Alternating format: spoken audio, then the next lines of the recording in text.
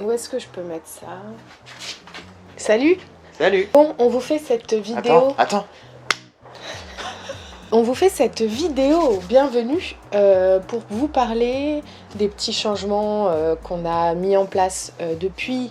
Quand est-ce que tu as démissionné? Depuis... 28 jours.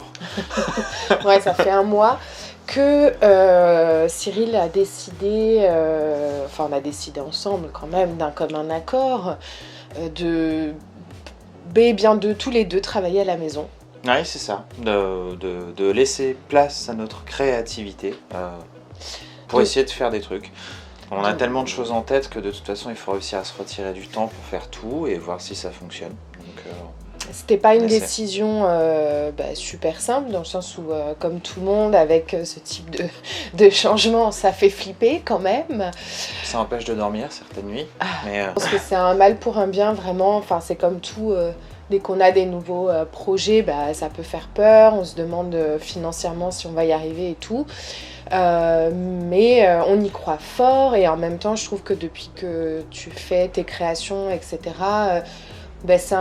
c'est un tout. C'est qu'autant tu peux flipper, mais autant, j'espère que ça t'épanouit, même si c'est très récent, encore une fois. Ça fait à peine un mois. Ouais, c'est très récent, c'est beaucoup de mise en place, beaucoup de choses à penser, voilà, donc il y a certaines nuits, en effet, quand on pense à une création, on se demande comment on va la réaliser, comment on va la faire, est-ce que c'est rentable, est-ce que ça vaut le coup de le faire? Je pense que pour l'instant, je pars surtout du principe qu'il faut les faire et voir si ça vaut le coup ou pas. Et puis ça permet aussi de se familiariser avec les outils que j'ai achetés. Du coup, tu as fait ton petit atelier dans le garage. Du coup, j'ai un petit atelier pour le moment. Alors, c'est très petit atelier, hein, mais j'ai eu l'habitude de travailler avec pas grand-chose. Alors du coup, voilà, maintenant j'ai un peu plus d'outils, ça permet de faire plus de trucs. Et puis c'est cool, faut tout tester. J'ai l'œil qui pleure à l'instant. Elle pleure, la sueur de bois. Oui, ça. Et donc ton but, c'est de faire des créations en bois. Enfin, toi, ce que tu avais vraiment envie, c'était de travailler le bois. D'ailleurs, c'était pour ça que ton ancien boulot, à la base, c'était pour travailler le bois. Mais pas comme tu le souhaitais non plus. Enfin, là, toi, c'est vraiment des créations... Ouais. Je travaillais dans de l'ossature bois, on construisait des maisons en bois, des terrasses, des choses comme ça, et du coup, c'est pas quelque chose qu'on peut faire dans son garage, hein, évidemment. Mais travailler le bois, ça a toujours été quelque chose que j'ai aimé faire. J'avais un grand-père qui était menuisier, donc j'ai toujours vu du bois partout. Et du coup, ouais, le truc c'est de se lancer, d'essayer des trucs qu'on a en tête et qu'on n'a pas forcément le temps de réaliser. Pour beaucoup de personnes, c'est le cas. En gros, c'est quoi? C'est t'as l'impression au début de perdre un peu de temps c'est ça, c'est du temps, c'est de l'argent, parce que ça reste une matière première qui est relativement coûteuse. Alors là, pour l'instant, on s'en sort pas trop mal, parce que sur les chantiers que j'avais toujours des petites chutes à droite à gauche qu'on peut pas utiliser sur les chantiers. Et avec accord, bien sûr, de mes supérieurs, j'avais pu prendre 2-3 petites choses. Et du coup, le but, c'est de les transformer. Je suis pas partisan d'aller piquer des palettes à droite à gauche. Je préfère les bois un peu plus nobles, un peu plus propres. Du coup, voilà, je travaille avec ce que j'ai et j'ai des négociants en bois autour de moi qui peuvent m'aider, m'appuyer et me trouver des petites perles pour pouvoir travailler correctement, quoi. Mais là, on a vu, non, mais je le mettrai Vous allez voir. Je mettrai les images quelque part, mais tu as eu une première commande de Chloé, si c'est bien ça. Merci à toi du coup d'avoir fait cette première commande d'une tête de cerf, etc. Donc toi, c'est quoi ton but aussi? C'est de pouvoir faire des demandes comme ça un peu particulières, personnalisées. C'est ça. Quand vous voyez quelque chose sur internet, une idée, quelque chose qui vous plaît, c'est généralement fait par des gros industriels qui ont un gabarit et qui le recréent à l'infini. Pour eux, il y a un coût de matière qui est ridicule parce que c'est fait avec des machines laser et en fait, eux, ils arrivent à le sortir à un prix comme différents fabricants de meubles qui viennent de Suède, que je ne citerai pas. Eux font ça sur un tel volume que c'est pour ça qu'ils peuvent vous sortir des prix vraiment pas chers. Comme Chloé m'a demandé de faire une création, sa création entre le dessin fait, le gabarit et la sculpture faite sur le bois m'a pris facilement une demi-journée. Pour une création. Donc voilà, par demande, ça me demande une journée de création pour faire des choses différentes. Donc du coup, je peux pas faire des prix comme vous l'aurez sur Amazon, fait en gros, et du coup, oui, voilà. Ça, c'est alors normal. pour moi, c'est d'autant plus intéressant parce que ça me fait travailler sur des choses différentes un peu tout le temps. Et voilà, c'est trop cool, c'est trop bien. D'ailleurs, si jamais, je le dis ici parce qu'en fait on a fait une publication Instagram sur le compte Et si on essayait, que j'essaye de reprendre. Et c'est pour ça on a montré un petit peu cette tête de cerf, etc.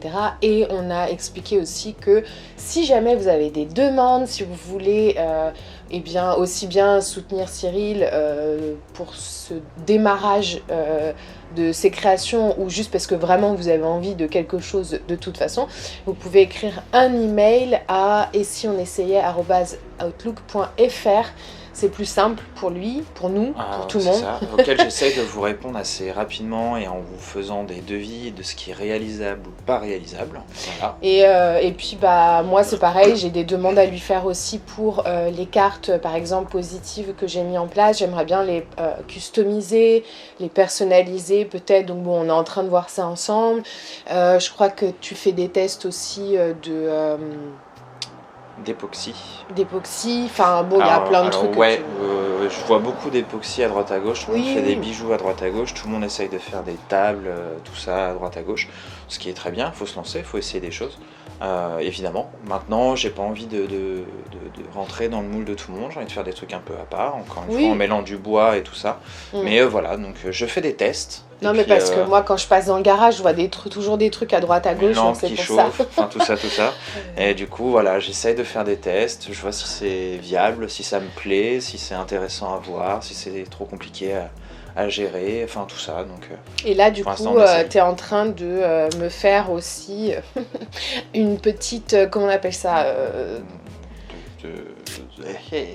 un support pour mes fesses pour méditer dans le jardin.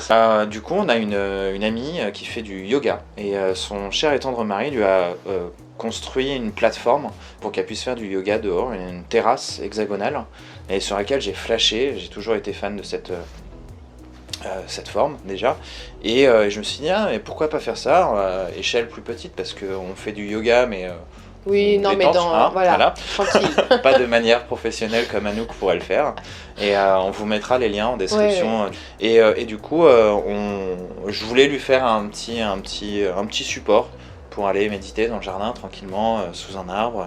Parce qu'il me disait, il me disait non mais si tu veux méditer en t'asseyant par terre, ça va aller 2 secondes, mais tu vas voir quand il va pleuvoir ou quand juste ça sera humide, etc. Ça manger par les fourmis. Tu seras contente d'avoir ce petit support en bois et du coup je pense que ça va être super agréable quand même parce que c'est du bois, donc voilà. Je vais vous mettre les petites images juste après. Et puis voilà, c'était pour vous donner des nouvelles de ce nouveau projet en train de démarrer.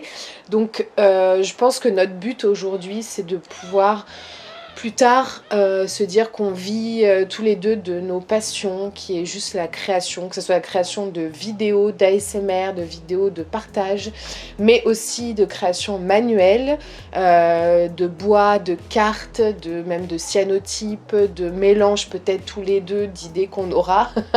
Donc c'est un challenge assez, je ne sais pas, un challenge challengeant.